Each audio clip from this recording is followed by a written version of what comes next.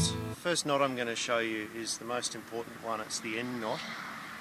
If you don't know any other knots in fencing, that's okay, but you must know this one and you must be able to tie it reasonably quick to do a good job. So we'll zoom in now on the knot and I'll show you how it's done. You can see what I've done is I've taken the wire around the post. I have the main body of wire on the side of the fence that I want. It's really important to decide which side you're going to have the wire on. Normally, if you're going to have stock on this side of the fence, this is the side that you actually have the wire on. So when they push against it, they're pushing against the posts as well. Alright, so what I do is I go round and make an open loop like that. I don't go all the way around the wire because it'll break right there if I do. So the first part of doing this is to make that open loop. The second part is to then tuck the tail, or the bit of the wire that I'm not going to need in the future, through the loop like that. And you can see I've still only gone over this main body of fence the one time. My knot is going to be over on this side. So I'll just bring that up a little bit tighter to make it neat. Now what I'm going to do is bend a crank handle in the wire like that so that I can pull on it and twist at the same time. And I'm going to then pull that down like that.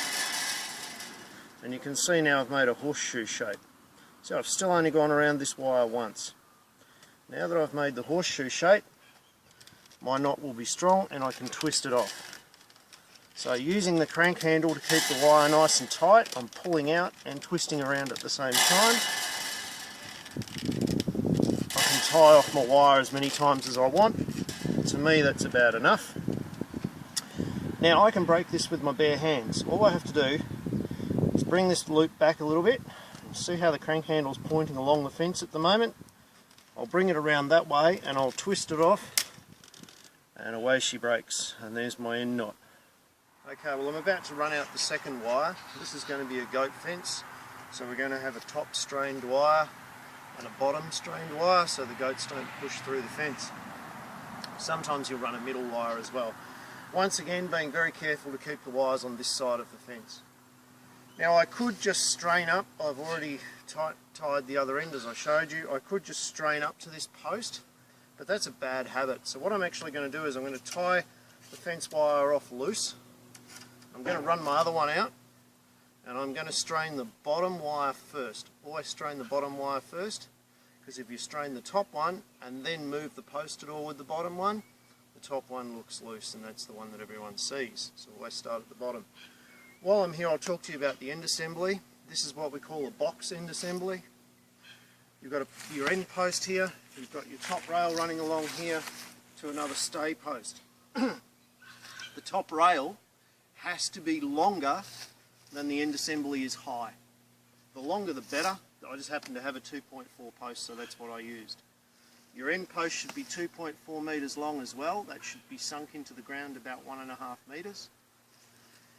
This wire here is vital, because this is going to stop that post from pushing on the top rail against this post and going that way when I strain up the fence, because it's going to transfer the force back through this wire down to the bottom of the end post. And so if I've got a triangle, I can't make any side longer than the other. It's a mathematical law. So by using a triangle, with the wire becoming my triangular part, it means that the end assembly, no matter how much force I put on this wire, will stay upright. Alright, so I'm going to run the wire out now, and you can see I'm using a spinner on the back of the ute. For long runs you can actually just tie the wire off and go for a drive. On this occasion it's a short run of fence, so I'm just going to walk it up. It's really important when you're taking wire off the spinner that you take the wire from the top when it comes as a bundle. There are always two ends to the wire. If you take the bottom end, it'll tie up and it'll jam continuously. And as you saw before when I was doing that knot, the minute you bend this wire, it will snap. So it's very important not to bend the wire. Alright, I'll see you in a minute when I've run this wire out.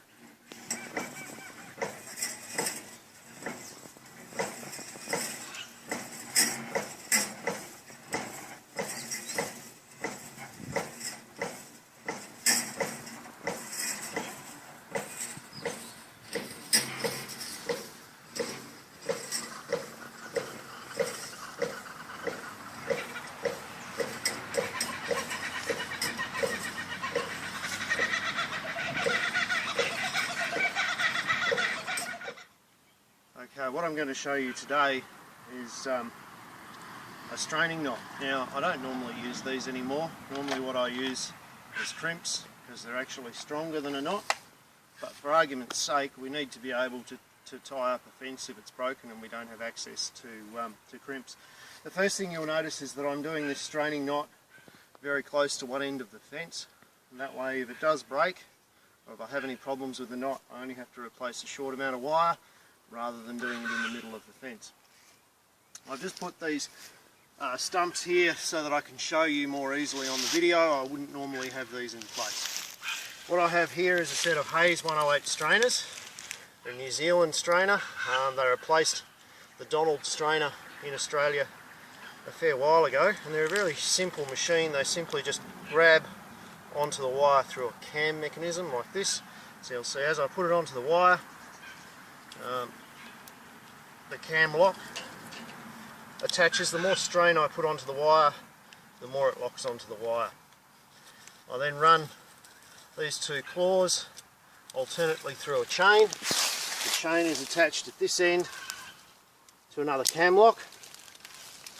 So I'll then pull the chain, the wire into the cam lock, and as I do up the chain you'll see that it puts tension on the fence wire.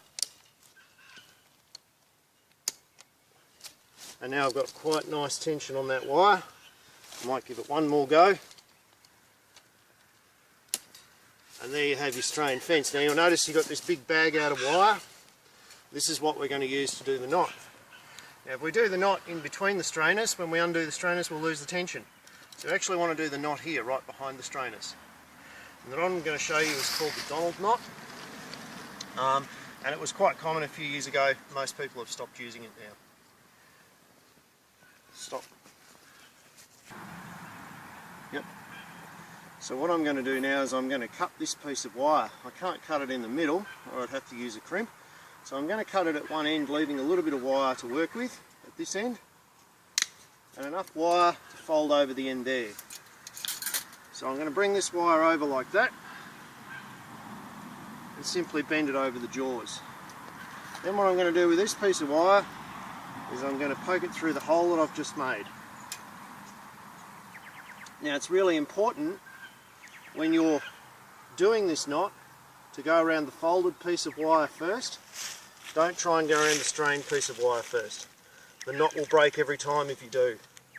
All you're simply doing is then folding this piece of wire around like so a couple of times.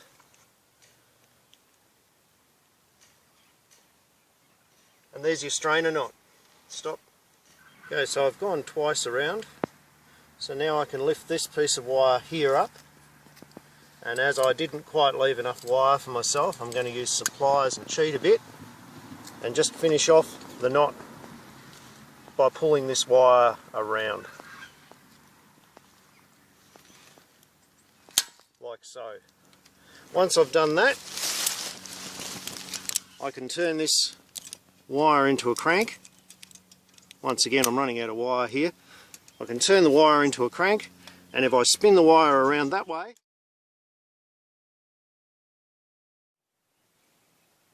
okay, the last thing we have to do is attach the wires to our wooden intermediate posts.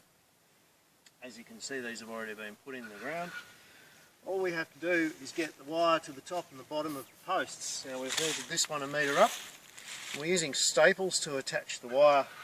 It's really important that you don't put the staple in straight up and down on the post, that you put it in at a slight angle, because that means it opens up two cuts in the post and is half as likely to fall out when it creates a split for itself.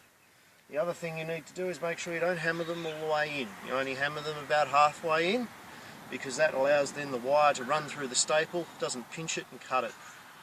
So we'll put the staple in at a slight angle, let's give it a little knock in, and there we're done.